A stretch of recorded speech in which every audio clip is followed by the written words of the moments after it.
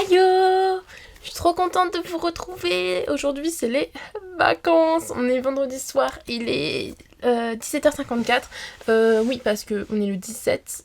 Oui, c'est ça, on est le 17. Non, le 18.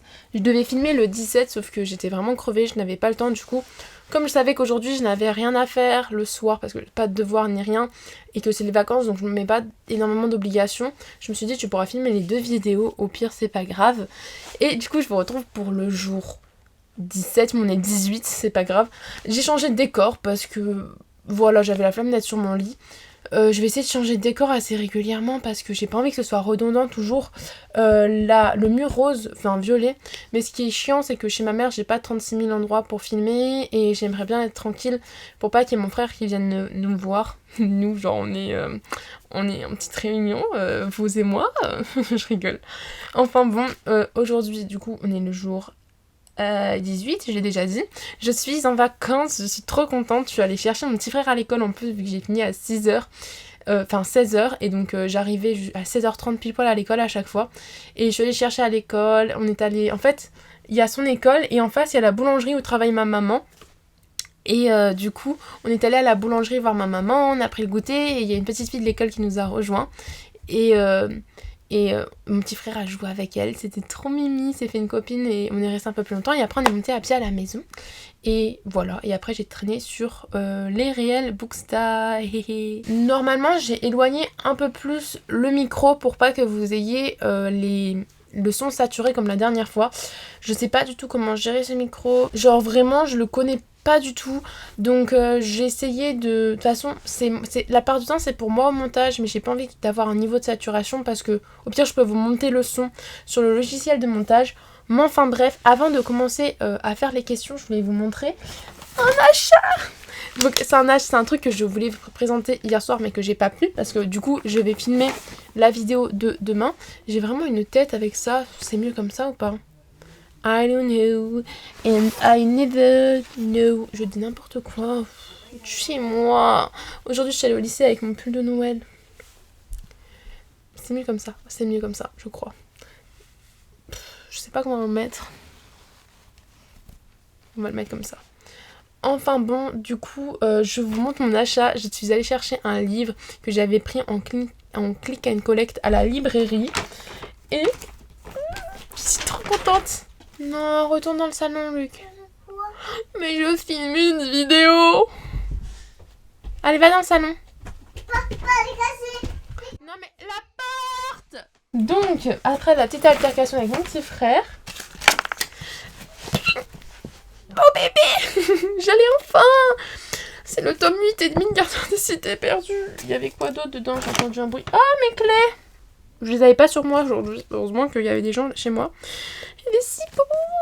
Il est trop beau. Je suis trop contente. Je l'attendais tellement. Chaque année, je l'attends tellement. Mais regardez-moi cette brique que c'est. Il est splendide. Je suis trop contente. Oh my god. Oh my god. Oh my god. Oh my god. Ça. Et. C'est. J'arrive même pas à m'exprimer tellement je suis heureuse. J'ai très envie de le commencer tout de suite. Sauf que, en fait, chaque année, ce que je fais, c'est que avant de lire le tome qui sort, je relis le tome précédent parce qu'il se passe. Enfin, j'oublie toujours ce qui se passe dans Les Gardiens de Cités Perdues à la fin. Et le tome précédent fait à peu près la même grosseur, c'est une grosse brique aussi. Et ben, il faut que je lise. Et je lirai pas avant. Dans une semaine au moins. Et après, j'enchaînerai sur le tome 8. Mais en fait, le tome 8 et demi, ce n'est pas une histoire comme d'habitude. Vous voyez, alors, je sais pas trop ce qu'il contient, mais. C'est pas vraiment une histoire, c'est plus un dossier avec des renseignements sur des personnages, donc leur pouvoir, ce qui s'est passé. Apparemment, il y a c'est tout un résumé surtout, genre c'est trop bien. Ensuite, il y a des recettes, plein de trucs sur l'univers, je sais pas, qu'est-ce que c'est, les froisselles, qui c'est ci, qui c'est ça. Il y a plein d'illustrations sur tous les personnages, donc c'est trop cool. Bon, il y a des personnages, je me les imaginais pas comme ça. Par exemple, je sais qu'on a une illustration où on voit pas les trolls, mais comment ça s'appelle? Attendez, j'essaye de trouver. J'ai pas envie de me tout... Voilà, les ogres. je me les alors je veux pas vous spoiler, je vais pas tout vous montrer, mais moi perso je m'imaginais pas du tout les ogres comme ça. Donc ça me stresse parce que je les imaginais pas comme ça, je les imaginais vraiment plus imposants et pas aussi beaux. Clairement. Mais bon, en tout cas, je suis trop contente, j'ai trop hâte de le lire. Ça va vraiment... Enfin, je suis trop contente parce que j'adore en fait, dans les univers de fantasy et tout, de pas être vraiment centrée sur l'intrigue, mais vraiment sur l'univers, c'est ce que je préfère. Et là, en fait, c'est juste un énorme concentré d'univers. Donc c'est juste une pépite pour moi. Et avec, bon, bah, j'ai eu un petit calendrier... mais je m'en fous, genre il est trop moche. Bon, un ticket de caisse, je pense pas que ça vous intéresse.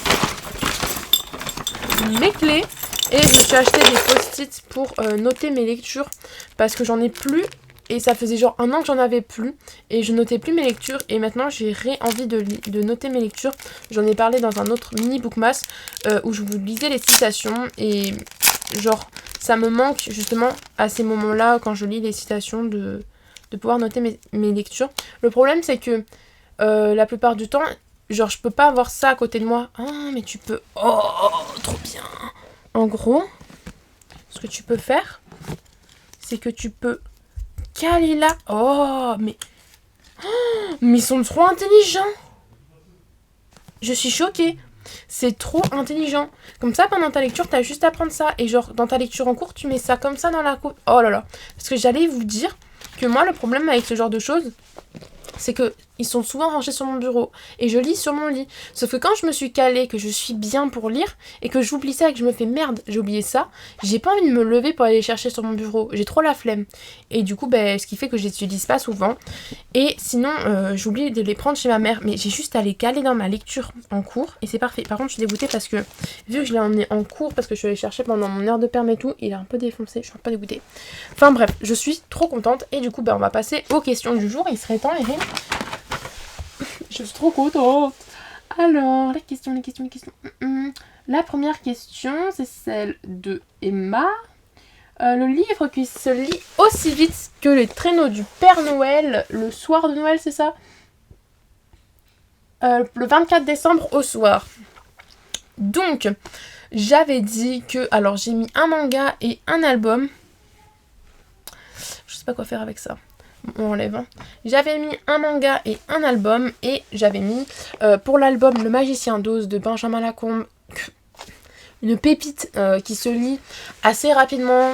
Honnêtement, je pense en 2 heures ça doit être lu, donc c'est relativement vite. C'est super cocooning, surtout pour le 24 au soir, le jour de Noël. C'est hyper détente, hyper cocon. Vous êtes là sous la couette à manger vos tartines de saumon fumé avec du beurre sur du pain. Limite, je vais à Noël que pour ça. S'il y en a plus, comme je l'ai dit à ma copine il n'y a pas longtemps, s'il y en a plus sur la table, c'est parce que c'est moi qui les ai tous bouffés. Genre vraiment, je me retiens parce que je me dis tu vas pas manger toutes les tartines, genre tous les toasts. Enfin bref, Noël c'est tellement bien.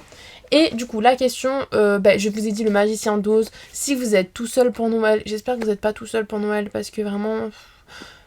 J'espère jamais passer un Noël toute seule parce que ça doit être horrible. Je pense que passer un Noël toute seule, ce serait l'une des pires épreuves de ma vie. Et si vous passez Noël toute seule, je vous envoie tout mon love. Voilà. N'hésitez pas à me le dire dans mes commentaires. De toute façon, à Noël, il y aura une vidéo qui sortira. Donc au pire, je serai avec vous. Mais en tout cas, si vous passez Noël tout seul... Voilà, Le Magicien d'Oz, vous pouvez vous le lire sous la couette avec votre chat ou votre chien si vous en avez. Votre lapin, vous le sortez de votre cage pour une fois et hop, il se met sur vos genoux. Et ou des choses comme ça. Et voilà, ça se lit tranquille, les illustrations sont dingues, vous êtes complètement immergé dans l'album. C'est tellement bien, mais vous connaissez l'histoire du Magicien d'Oz quand même, c'est Dorothy qui va être emportée dans une tornade et qui va atterrir dans comment ça s'appelle ? Dans le royaume d'Oz et qui va se faire des compagnons et qui va tenter de retourner chez elle et elle va se faire des compagnons du coup dans sa route et c'est tellement bien cette histoire, j'ai juste adoré. Et pour le manga, je vous conseille, alors là, accrochez-vous parce que c'est un manga au coup de cœur, c'est Le Chat aux 7 vies. Je sais plus de qui c'est, mais c'est publié chez les éditions Glénat. C'est un énorme, mais quand je vous dis énorme, c'est un énorme coup de cœur. Vraiment, j'ai été attristé, j'ai pleuré à la fin. Les dessins sont si beaux, vous vous sentez... Les dessins sont si beaux, vous vous sentez trop bien quand vous le lisez. Il y a des chats partout, donc ceux qui aiment les chats, bienvenue dans le club. Et c'est parfait pour vous. Et moi, j'ai fondu en larmes à la fin, tellement c'était touchant. Ça se lit très vite. Vous voyez pas les pages passer, mais c'est tellement bien comme manga. C'est clairement un de mes mangas préférés. Et il y a mon beau-père qui est en train de gronder mon petit frère parce qu'il a fait une bêtise. Enfin bref, du coup, vraiment, si vous cherchez un manga à lire et que vous voulez être touché ou que vous voulez trouver des chats, allez-y, c'est bon. Le chat aux 7 vies, allez-y, je vous y emmène.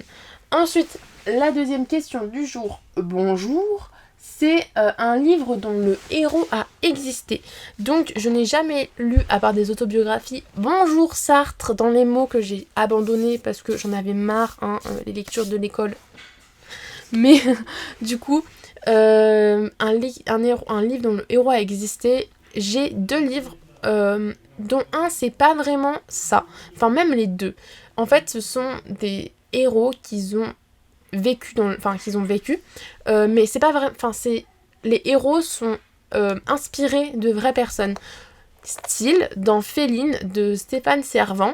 Apparemment il se serait appuyé sur le témoignage d'une femme pour pouvoir créer son roman, créer son histoire, le personnage principal.